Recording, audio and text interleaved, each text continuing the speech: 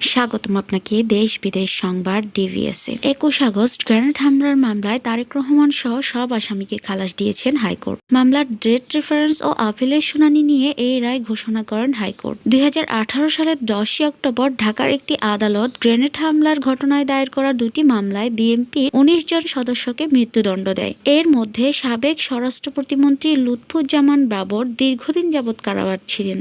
এই রায়ের ফলে তিনি কারাগার থেকে মুক্তি পেয়েছেন। এছাড়াও লন্ডনে অবস্থানরত বিএনপির ভারপ্রাপ্ত চেয়ারম্যান তারেক রহমান সহ 19 জনকে যাবজ্জীবন এবং 11 জনকে বিভিন্ন মেয়াদে কারাদণ্ড দেওয়া হয়। ঢাকার বঙ্গবন্ধু এভিনিউতে 2004 সালের 21 আগস্ট আওয়ামী লীগের সমাবেশে গ্রেনেড হামলায় 24 জন নিহত, আরও প্রায় 300 জন আহত হন। এই ঘটনার পর মামলাগুলো দায়ের করা হয়। তৎকালীন বিরোধী দলীয় নেত্রী শেখ হাসিনা ওই হামলায় অল্পের জন্য রক্ষা পান।